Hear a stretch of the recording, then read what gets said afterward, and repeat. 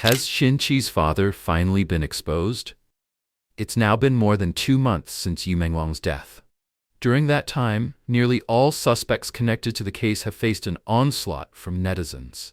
Even Li Peng's grandson, Ji Guangguang, has reacted under the relentless online bombardment.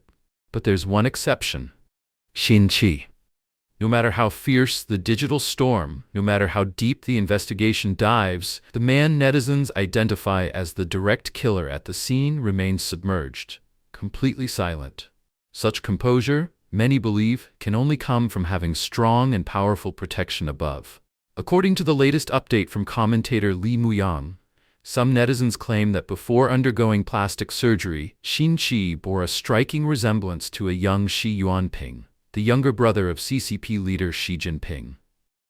Others even shared a family photo of Xi Zhongxin and his wife with their 2 sons, Xi Yuanping and Xi Jinping. The young man on the far left is Xi Yuanping, and when that image is placed beside Xin Qi's pre-surgery photo, the resemblance is simply undeniable. When I asked Grok about the facial similarity rate, it estimated 90 to 95%. Even concluding that the 2 photos almost certainly show the same individual. For the same question, ChatGPT gave a similarity of around 70 to 80%, noting resemblances in face shape, nose, smile, and eyes. Commentator Li said that his friend in Canada wrote to him and pointed out a detail. Xi Jinping's mother is Qi Xin, and read backward, that becomes Xin Qi. And the name of the prime suspect is a perfect homophone in reverse. Could this be more than coincidence? Might Xi Yuanping have reversed his mother's name for a hidden child? One more striking detail. Xin Qi's case mirrors the shadows of Deng Xiaoping's so-called Yan'an plan. That project reportedly sought to preserve the DNA of 7 revolutionary leaders, ensuring their bloodlines would continue even if the CCP itself someday collapsed. According to independent journalist Zhai Shanying, insiders claimed nearly 200 women were chosen to bear children for these leaders. The offspring, kept ignorant of their lineage, were raised in isolation, disconnected from the outside world, until adulthood, when they were quietly assigned secret missions. Hidden state funds supported their lives. Now that we're on this topic, it suddenly reminded me of the 23-year-old billionaire in distant Australia, Yang Lanlan. Could she be one of the children born from that plan as well? It's worth learning more. Back to Xin Qi. What's known publicly adds to the mystery. Xin Qi became a deputy department-level official at 18, and by 28, he was already deputy ministerial level, a career trajectory impossible for anyone without extraordinary backing. Early in the Yu Menglong case, commentator Kai Shenkun cited sources saying that everyone in the inner circle knew Xin Qi had a red background. Another insider revealed that people in the investment community recognized him, a pale-skinned man with glasses and a sinister expression, who preferred operating from the shadows, using virtual numbers for calls, and maintaining ties with CCTV executives. The same source claimed that behind him lies a black market network laundering money overseas through banks, a network so high-level that bank leaders themselves must be notified before transfers can move abroad.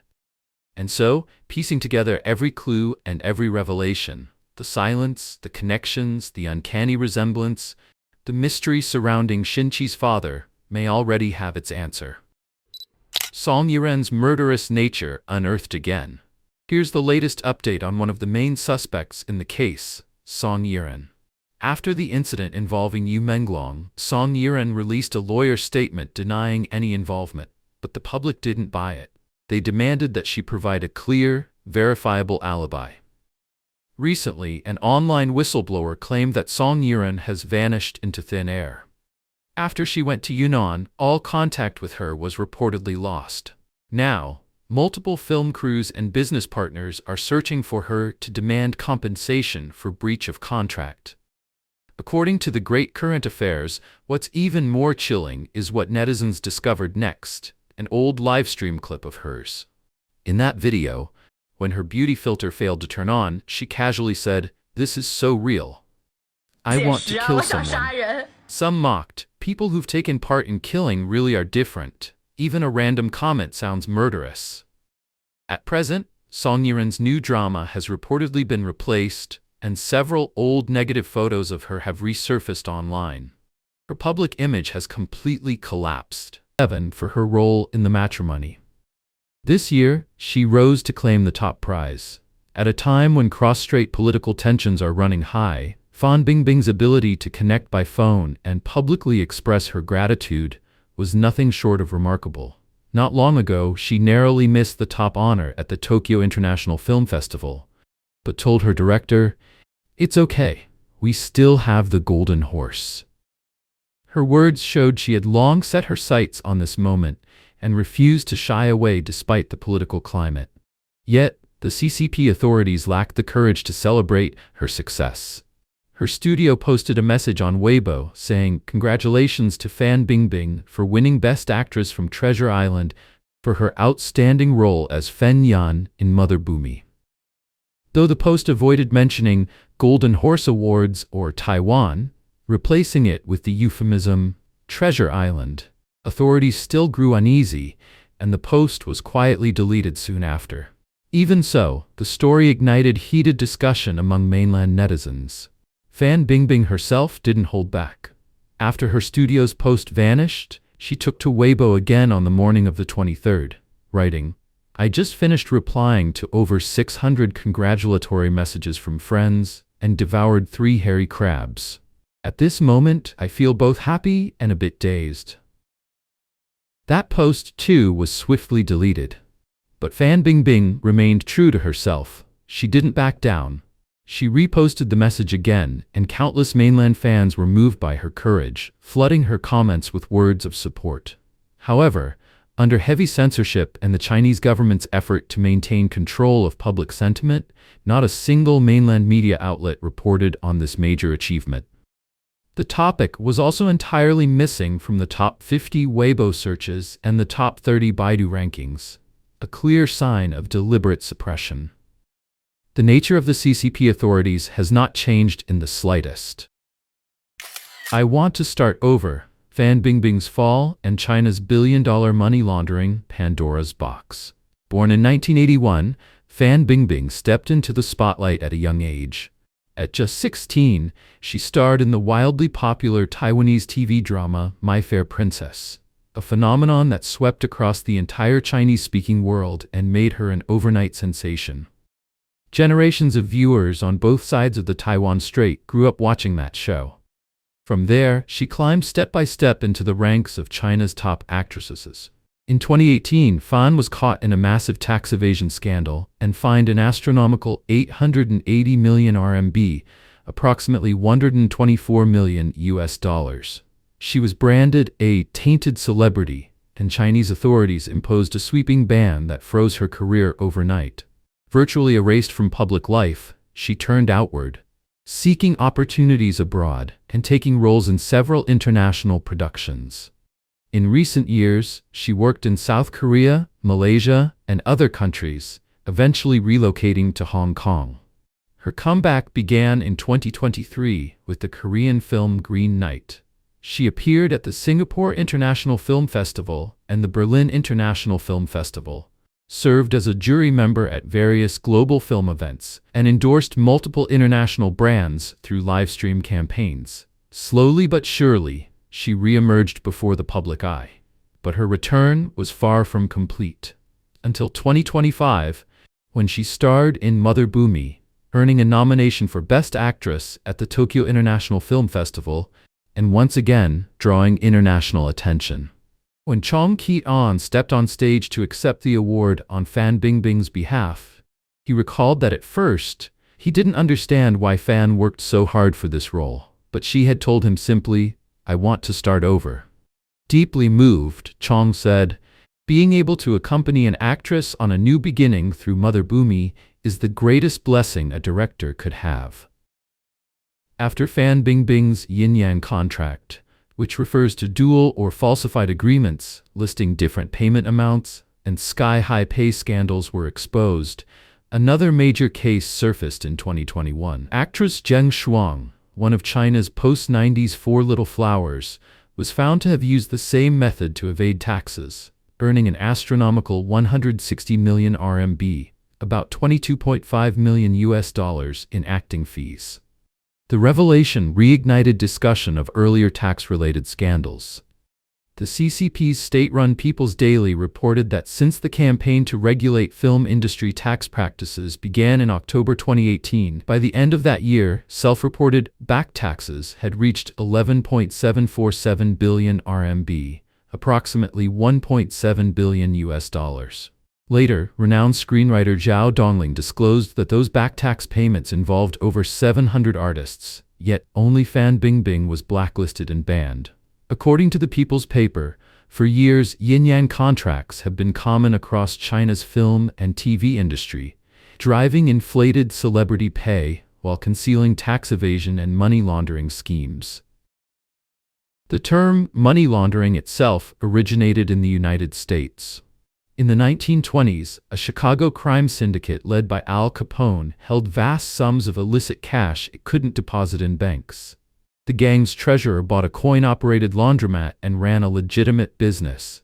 Each night, they mixed their dirty money with actual earnings and reported the total to the tax office. After paying taxes, the remaining funds appeared legal, thus giving birth to the term money laundering. In China today, yin-yang contracts are just the tip of the iceberg. Mainland capital groups employ countless other tactics to secure vast profits. First, they inflate production costs to launder money. Many films boast budgets in the hundreds of millions, yet collapse upon release. Take the 2018 fantasy film Asura, co-produced by Ningxia Film Group and Zhenjian Film Industry, directed by Zhang Peng and starring Wu Lei, Tony Leung Ka-fai, and Karina Lau.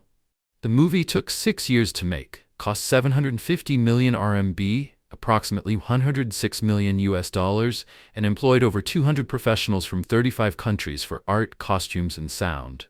But its opening day box office was only 25.11 million RMB, about $3.5 million.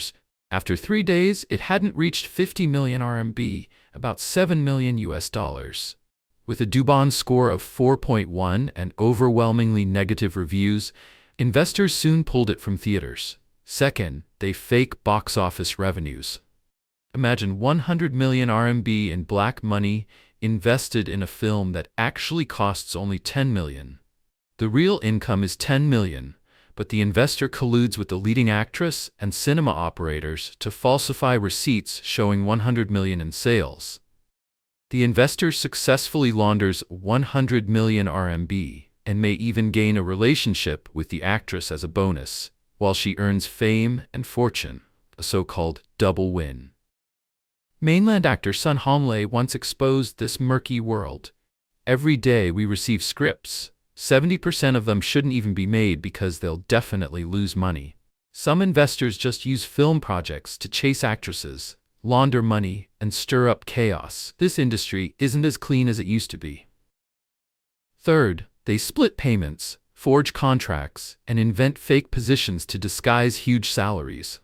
A movie might need only 100 extras, yet the books list 1,000. After months of filming, the expenses skyrocket. Many productions include numerous crew members who never appear on set, but still draw large paychecks. Often relatives or friends of directors and actors. Because extras are hard to verify, these ghost salaries accumulate into vast hidden sums that eventually end up as the star's true income.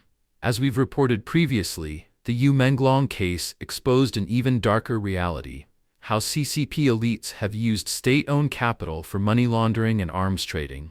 However, as netizens dug deeper, they discovered that not only Yu Menglong but also well-known actors like Guo Junqin, Gong Jun, and Jackson Yi were connected to companies classified under the same arms-related trademarks.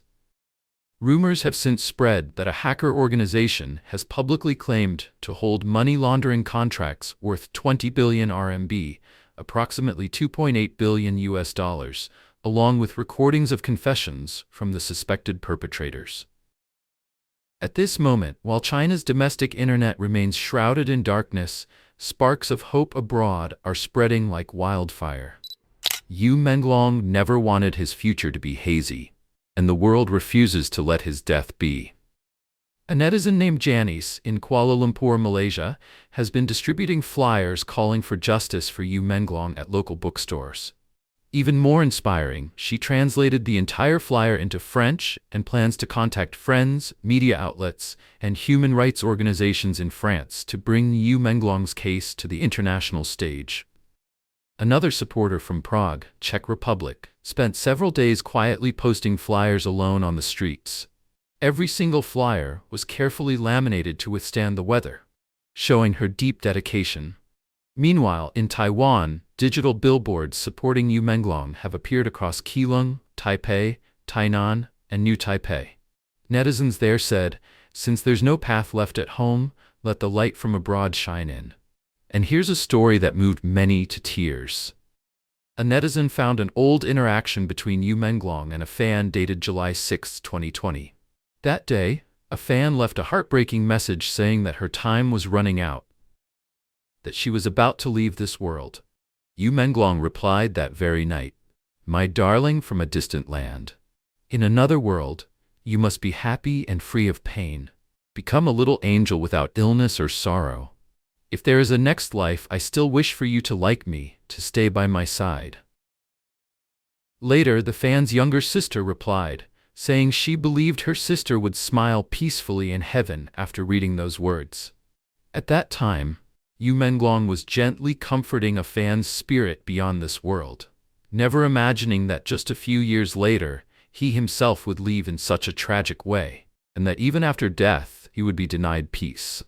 In an early interview, he once said, "Although my name is Yu Menglong, which means something like misty or hazy, I don't want my future to be clouded or uncertain."